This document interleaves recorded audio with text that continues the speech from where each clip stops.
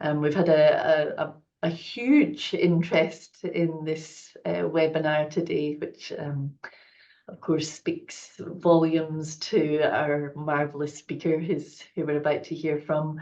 But before we start, of course, I want to acknowledge and celebrate and pay my respects to the Ngunnawal and Ngambri people of the Canberra region, and to all of the First Nations Australians on whose traditional lands that various of us are meeting on today, and whose cultures are among the oldest continuing cultures in human history. So I'm Sharon Friel. Welcome to the Saving the World webinar series. As you know, we run this series through the Planetary Health Equity Hothouse, which is part of this the Laureate Fellowship Project on Governance for Planetary Health Equity. And each month we're joined by a speaker to speak about different aspects of this big sort of structural problem that we're referring to as the consumptogenic system, but really importantly, thinking about some of the pathways out of that harmful system that is causing climate change, inequality, and poor health and well-being for people across Australia and globally. And I'm so pleased today we're joined by David Schlosberg. David is an American political theorist, director of the Sydney Environment Institute, which we were all very jealous of. It does such beautiful, beautiful work. He's a professor of environmental politics at the University of Sydney, obviously. And I'm delighted. David is also a member of the advisory board for the Planetary Health Equity Hothouse, and just brings this beautiful, deep thinking with that sort of deep scholarly thinking of deconstructing a problem in order to reconstruct. I think I've stolen your words there, David. I think you've said that previously, which I think is so important, that we don't just spend all of our time, on the problem. It's so despairing. So as many of you know, with David's work, he's at that sort of intersection, the environment, climate, ecological and multi-species justice, all these questions of justice, which is front and centre for our interests in the hothouse. So with no further ado, David, I'll hand over to you. Thanks so much. So we'll hear from David for about 30 minutes. I'll do a wee blather at the end of David's talk, and then we'll open up for plenty of time for questions and discussion. So over to you, David. Great. Thanks so much for the intro. I'm going to share the screen here and try and get started on this. Yeah, thanks so much for the intro and for having me, Sharon. I just really, really love the model of the hothouse and the fellowship in general. I do want to start by acknowledging I live and work on unceded Gadigal and Wongo lands. And while it's always crucial to respect the knowledge and care for country of elders past and present, I also want to acknowledge and really express some awe at the fact that First Nations in this country have lived through many kinds of environments and environmental change, right? There's more than 50,000 years of experience even before the start of the stable Holocene, which we're now exiting. There's just so much knowledge about climate change and turbulence and responses that is embedded, embodied, dreamed, and lived in this country to pay attention to. So again, thanks for the invite. And thanks to Sharon for being a model. You mentioned SEI, but for being a model of comprehensive multidisciplinary work and that kind of approach to both the climate crisis and responses and solutions. The RegNet model, and the work that you do is just so important in this country. Okay, so let's see if I can go from slide to slide without too much trouble. I can't. There we go. And hopefully this is not too triggering. I use these slides up in in Finland, where I was on sabbatical. I just want to start by clarifying that this talk is not a paper. It's an outline of a larger proposed project that I'm developing on democratic experimentation and ecological democracy in the face of climate turbulence. So it brings together three interlinking concerns and bits of work on climate change and this idea of turbulence in climate change, on climate justice and how climate turbulence is unjust in unique ways, and then on ecological democracy, all sort of different strands of things that I've been thinking and writing about for years, but not quite thoroughly woven together. So before I get to talking about various practices of democratic experimentation, I do need to explain some of my framing, because I think it's important to explore the experience and the reasons for the shift to and the need to shift to some of these areas of experimentation. So I want to talk a little bit more about turbulence and justice before getting to democracy.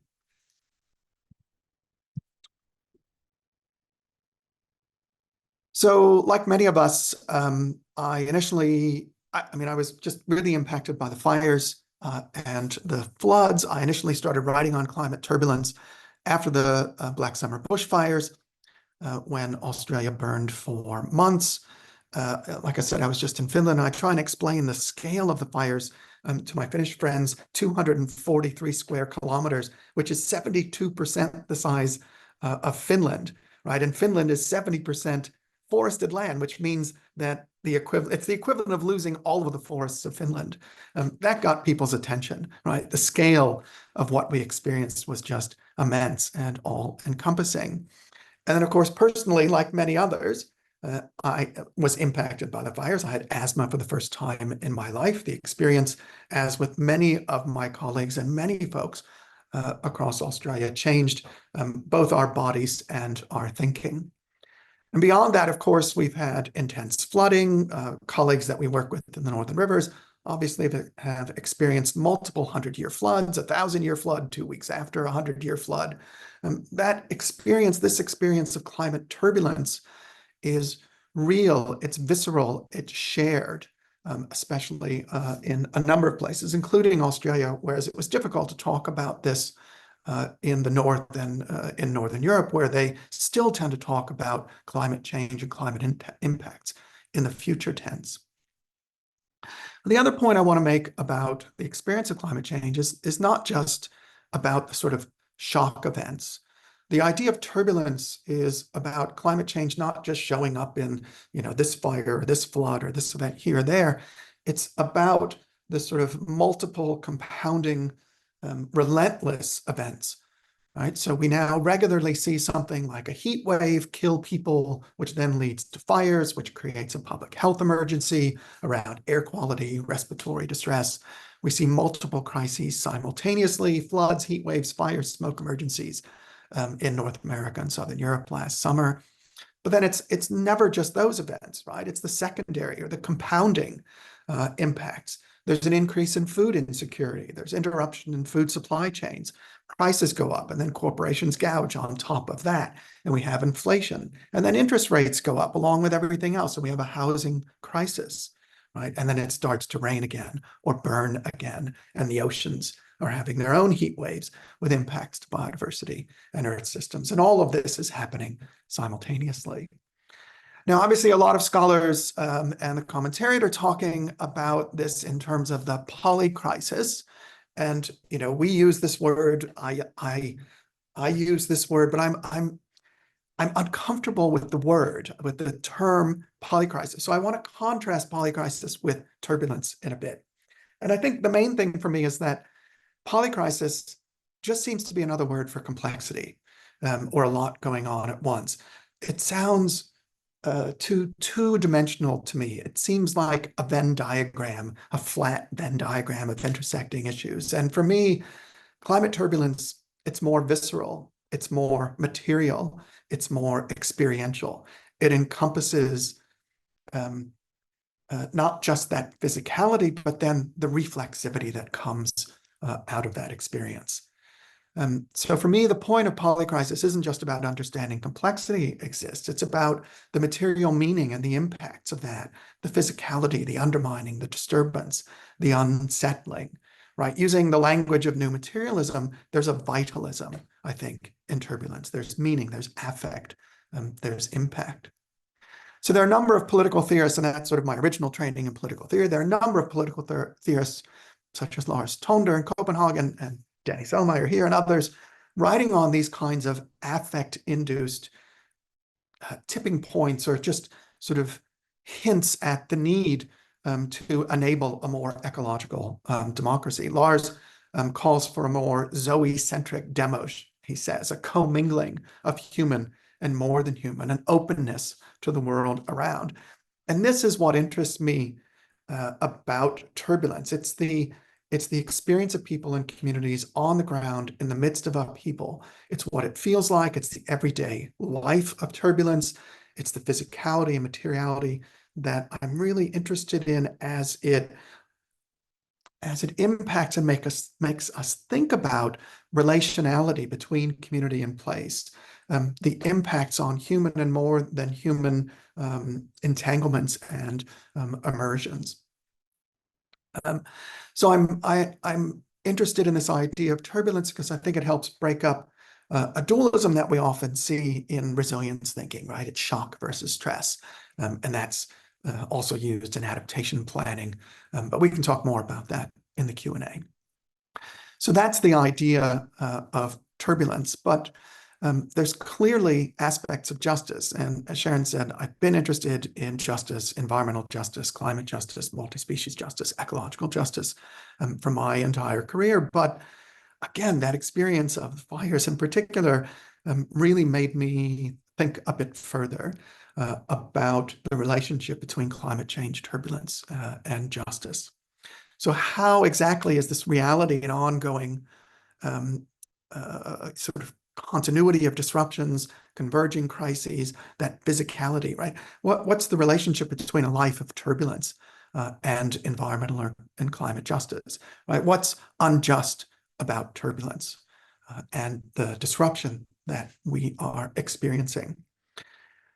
So I try and do some work linking to my previous environmental justice work, thinking about climate change and turbulence as a form of interruption of the functioning of individuals, an interruption of the functioning of communities, human and more than human, undermining ways of life, undermining connections that provide basic needs. And this is where these questions of ecological democracy start to come in, right? Or specifically attention to our democratic relationality with each other and place, and what comes after disruption and potential displacement. So there are a number of others working in this field. My colleague at Sydney and at SCI, Blanche Furley, recently wrote an award-winning article, I can say now, on something that she calls aspirational justice, which reimagines climate justice inspired by what she says is the collective asphyxiation of Australia's bushfire smoke. And Blanche writes about the combustion of fossil fuels, creating the conditions for these fires, those fires killing forests and animals and becoming the smoke that inhibits the respiration of everyone else that survived the flames. So Blanche's point, and this really goes to the health equity issue, right, is about attention to the very act of breathing, right, and the material interruption of breathing and what is inside the smoke interrupting that breathing, the death of so many others that we share the planet with. Now, environmental justice scholars and activists, ecofeminists, have long talked about the bodily and material aspects of environmental injustice, right? The poisoning of bodies, lead in bloodstreams, hormone disruptors, impacts on women and reproduction and children. Stacey Alemo calls this toxic embodiment or transcorporeal toxicity.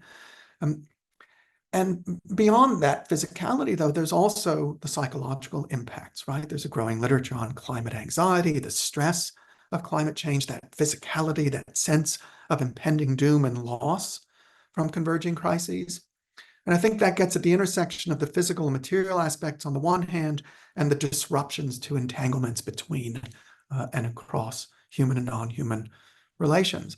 Because climate turbulence and disruption is changing rivers, it's changing ocean temperatures, it's changing farming conditions and what people grow and catch and fish, right? The seasons are different. The rain isn't what it was. Insect populations are changing.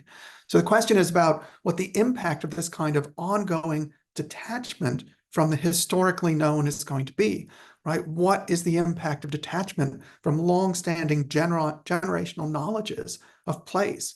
Right? Familiarity with place is shaken away. What happens when climate change imposes an unfamiliarity of place while we remain in place, right? Along with everything else in terms of turbulence and converging crises. So Glenn Albrecht has talked about this in terms of solastalgia, right? This sense of loss of connection to place. It gets to a different kind of undermining of functioning, right? Our undermining of our relationality and knowledge of place. And again, that comes with an impact on human and more than human alike.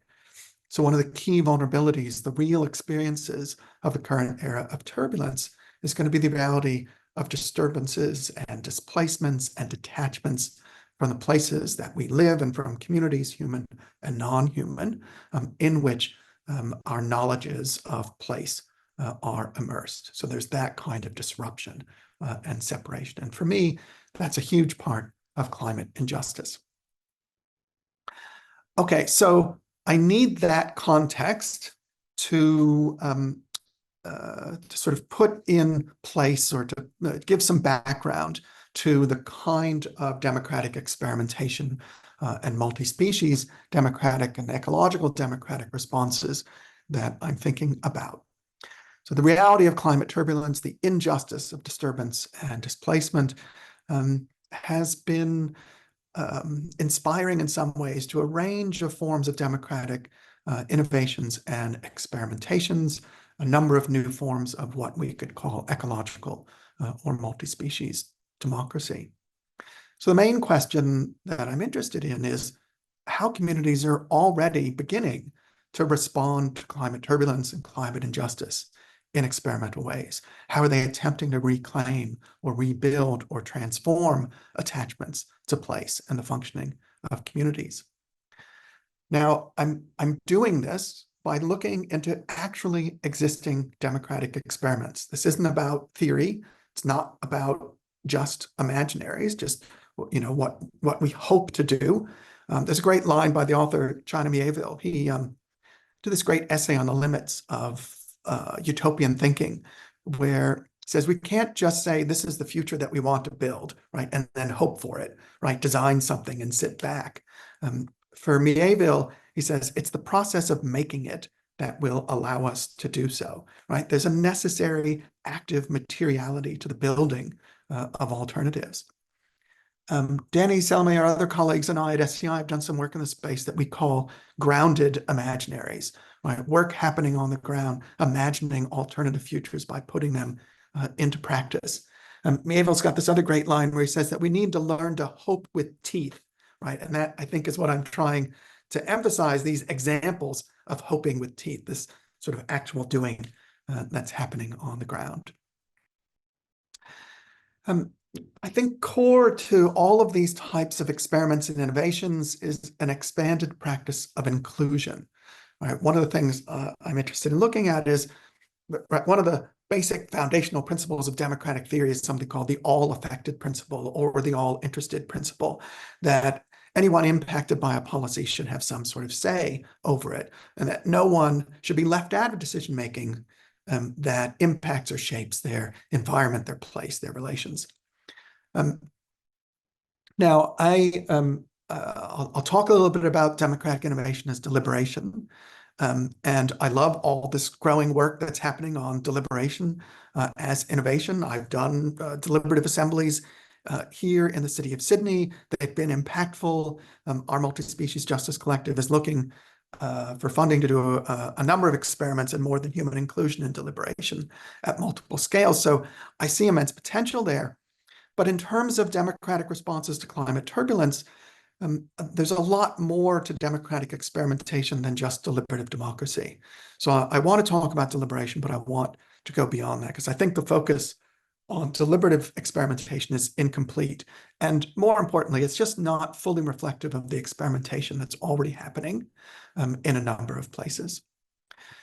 So I'm heavily influenced by a number of people working in this democratic experimentation space, including the geographer Harriet Bulkley, who's written recently on this, on the growth of forms of democratic experimentation. And she says that they're becoming prominent largely for instrumental reasons, because they offer the promise of novel solutions to complex problems, and because they allow for a process of trial and error that can generate the learning needed to address uncertain and wicked problems.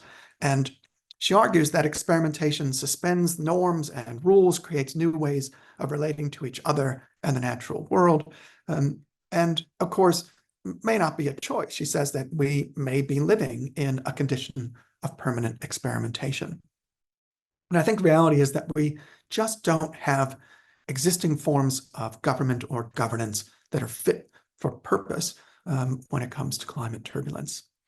And I really like this idea of democratic experimentation as adaptive management. It's not Harriet that talks about this. John Meyer has a great piece that links democratic experimentation to a long history of pragmatism, that experimentation is integral to the democratic project itself, that pragmatism and experimentation need to be disruptive and pluralistic and regenerative. That's sort of the nature of democracy. So that's sort of some of the reasons why I'm interested in looking at this work, but also, obviously, I've done some work around ecological democracy, expanding notions of ecological democracy. I said the Multispecies Justice Collective here at Sydney has been arguing for thinking about designing around the importance of ecological reflexivity, the recognition of relationality, the inclusion of the interests of the more than human and future generations of human and non alike in designing and evaluating democratic experiments and democracy. Actually, book plug, we have actually we're not allowed to call it a book, an element coming from Cambridge on institutionalizing multi-species justice, which addresses a number of these. That should be out by the end of the year.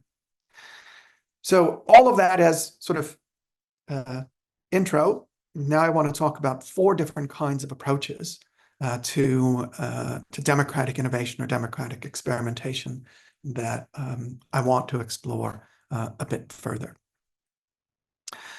So the first is what we see here in this picture, and that's the deliberative focus that I mentioned before. But I'm interested in innovations in deliberative democracy in 2 different ways. So one, clearly there's been a growing number of examples of democratic innovation, deliberative innovation and experimentation, especially around climate assemblies, right? So in Europe, mostly due to the demands of climate movements, there's been an increasing number of climate assemblies at a variety of levels, from the local to the federal to the national. Over 200 in just the last few years. There's been this rapid growth of climate assemblies, even though promises of implementing the output of those, for example, in Denmark and in France, haven't come to be, right? Governments have resisted implementing the outcome, but there's still an immense amount of interest. It's also good to see such innovation happening at scale. So Nicole Curato currently at University of Canberra is doing work on truly global deliberative processes, including one on sustainability and ecological futures. So deliberative processes that are broadly inclusive of the global South and others, in order to have a truly global deliberative conversation about designing democratic and climate-aware futures. But the second kind of innovation in the deliberative space that I'm interested in is the potential for expanding deliberative systems and processes to the more than human. Again, my colleague Danny Selmayr is doing a lot of this work with the Animals in the Room project. We have a lot of interest, sort of linking to the last point. The Knowledge Network on Climate Assemblies in Europe is quite interested in expanding climate assemblies to include the more than human, and we're working on potential development of experiments in this space. So this is a particularly expansive but important application of the all-affected principle beyond the human, and a way to address and respond to the turbulence that's impacting human and more than human worlds alike. So there's been a growing range of deliberative examples of what I see as potential applications of ecological reflexivity, more than human representation, in response to and in recognition of the kind of turbulence and damage done given current human relations with environments. Okay, so that's sort of one area, the deliberative space. But again, I see democratic experimentation as much more broad than this. And so I'll give some other examples here. One of the reasons Sharon brought me into this project and on the advisory board was this work that I'd done on something I called sustainable materialism. I've been doing work more focused on something I call material participation, which is sort of systems-based activism design, the kind of work we see people implementing in small-scale food systems, in the redesign of energy supply chains, sustainable fashion supply chains, and similar types of systems change, material systems change. So there are just a number of examples, increasing examples of community food and energy and fashion organizations dedicated not just to individual ethical action, right, what I'm buying, but to changing the nature of material systems that supply basic needs.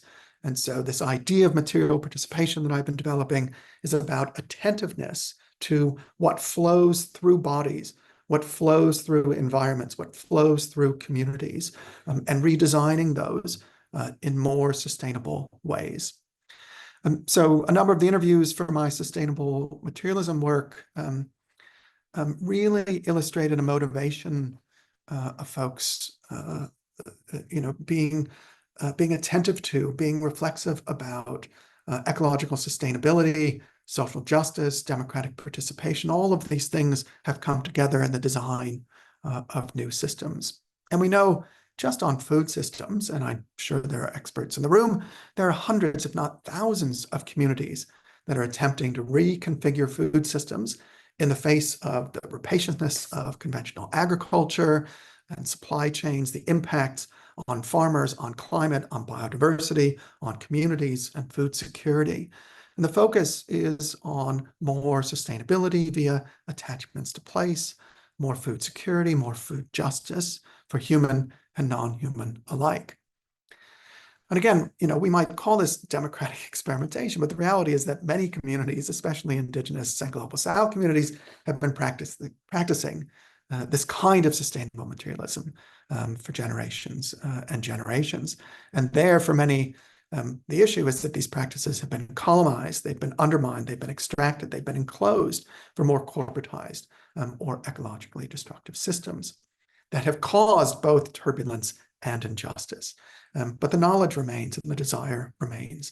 And I think there's a lot of potential there of working across First Nations, South and Northern communities about the redesign of such systems. So all of this to me is a form of ecological democracy. It's democratic community action based on ecological reflexivity, on a desire to reconnect both socially and ecologically to community.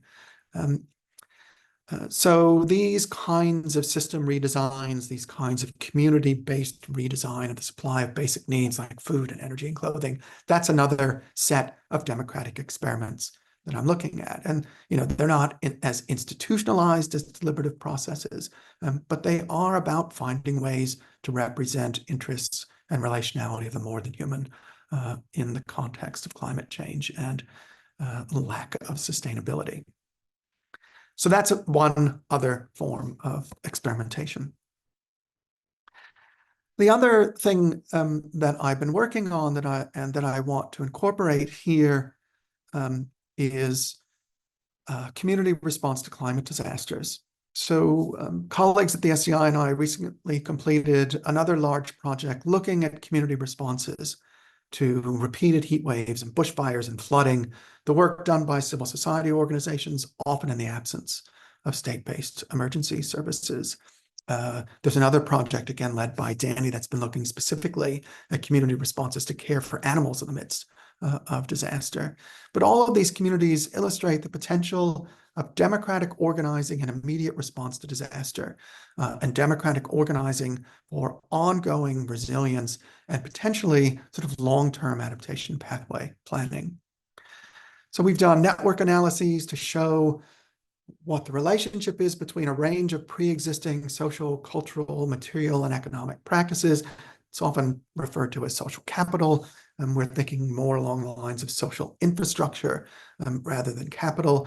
It's about existing relationships, democratic relationships and processes that help to create social cohesion and knowledge that represents and elevates community-based understandings and knowledges in the midst of disaster. It's another form of ecological reflexivity. We're looking at these kinds of responses to disasters and the forms of governance, not government, that community organizations are pulling together as a form of democratic experimentation. And it'll be interesting to see if they can be more formalized without necessarily being institutionalized in the state or by the state. We've got a number of reports about these projects. We've just released a set of community-based stories. Our interviewees said they didn't want a toolkit. The state wanted us to develop a toolkit. Nobody wants a toolkit. The great line was that our stories are the toolkit.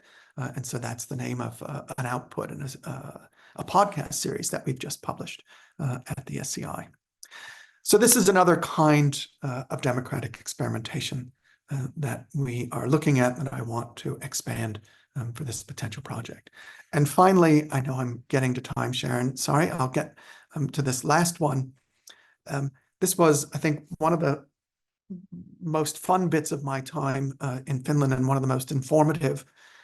So this is a form of democratic experimentation that we've been thinking about at SEI, but that's currently happening in Finland. It's run by a colleague, a geographer, Chris Raymond, at the University of Helsinki, and MUST stands for the Multispecies Urban Transition Project. So MUST is a wild combination of climate adaptation, nature-based solutions, multi-species justice, and democratic experimentation. It's sort of nature-based solutions plus multi-species justice for adapting to climate change. It's about the innovative rebuilding of multi-species places, urban places, for climate resilience and adaptation, again, in the face of climate turbulence.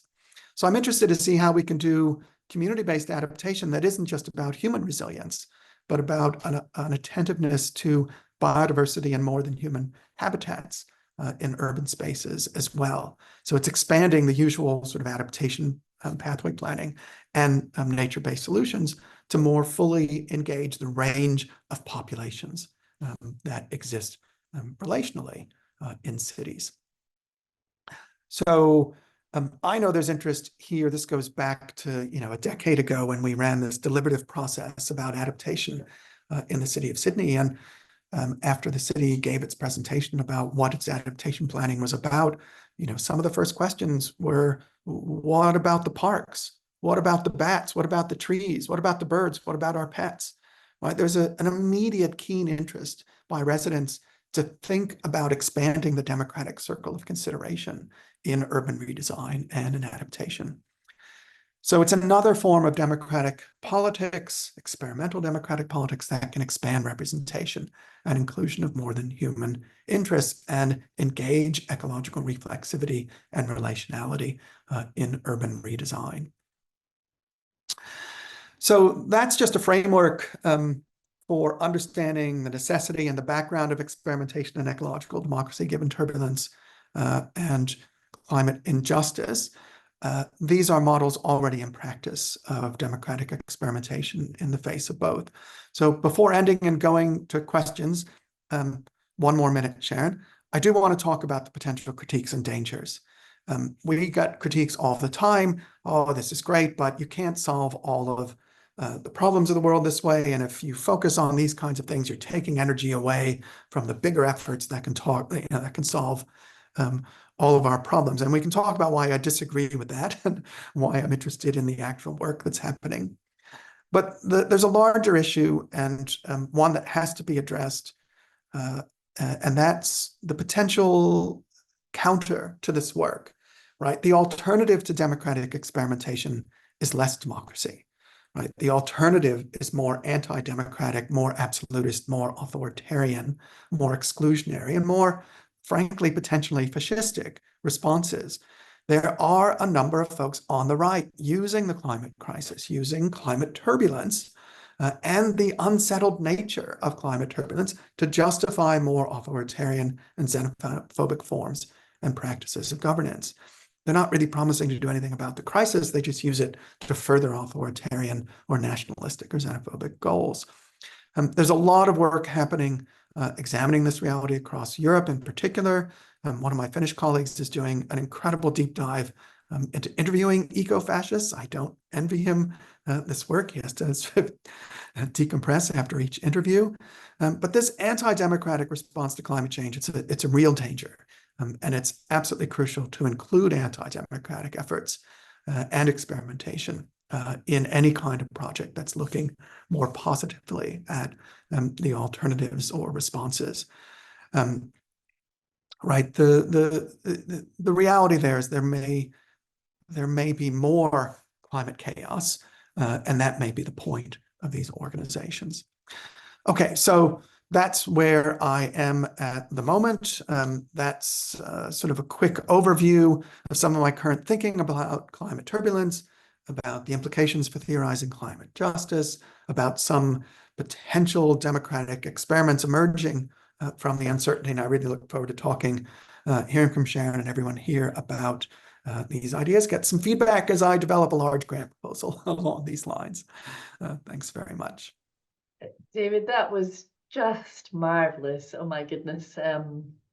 Yeah. How do you have all of that in your head? That's incredible. Well, Sharon, it's like you know, in the development of the Laureate Project, right?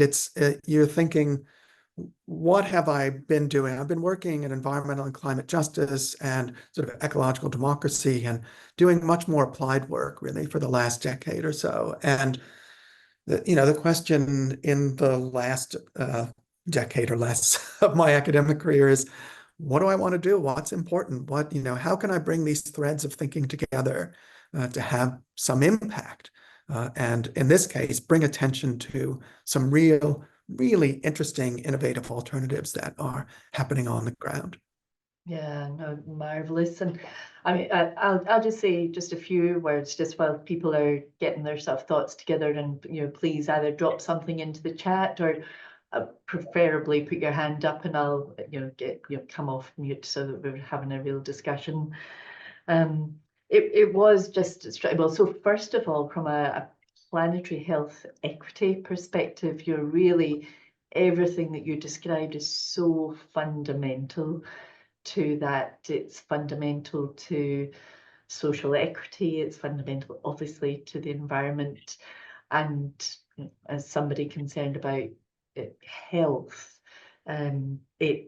all of that, as you were describing so beautifully, how it just sort of gets embodied, how it gets into our heads, and that flows through to our health and well-being. So it's so important. You were sort of touching on it there at the end of, and I'd be really interested to hear your sort of remarks of how the interact. So you're describing these sort of all different scales in a sense, and I'm really interested how it does intersect with the state. So it's not an either or. And that it's not just up to communities to solve this for themselves, and it's absolutely, we don't want a sort of a fascistic type state response. So how are you sort of seeing, understanding, hearing those intersections between government type response or a government with community? Or just be very curious about that. And yeah, I wouldn't say anything else. I really just I want to sort of open it up for discussion. This has to be a 10-year project. So yeah, thanks. Somebody At fund least this. 5. So I mean, the scale question is absolutely crucial, and the relationship with the state is quite interesting. And I mean, there are a lot of different ways of answering that question. On on the deliberative side, these kinds of deliberative processes are happening at multiple scales and happening at multiple scales simultaneously. So we do have national deliberative assemblies on climate, right? So Sweden just finished one, Denmark had done theirs, France had done one during the pandemic. So this is actually happening where federal governments are looking to the public to help them design and justify responses. Unfortunately, a lot of those states aren't actually implementing what people have asked them to do. But other levels, this is happening at regional levels, at local, especially at the local urban level. There has been this incorporation. I mentioned Sydney. The deliberative process we did in response to the adaptation planning, and this is a decade ago, it changed the policy, and it changed the nature of thinking. There was this idea, for example, that heat was a risk that the city was going to feel, right? And the immediate response of residents was, it's not everyone, right? Let's not think about risk. Let's talk about who's vulnerable, right? You don't have to worry about these people in these rich neighborhoods with air conditioning. You need to worry about the public housing projects here and here.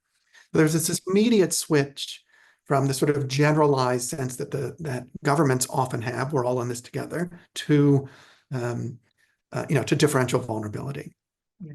And I think that's a really crucial way of thinking about scale in a different way. So then it's, how do we design neighborhoods, not the city or not the state? So I think that's one example.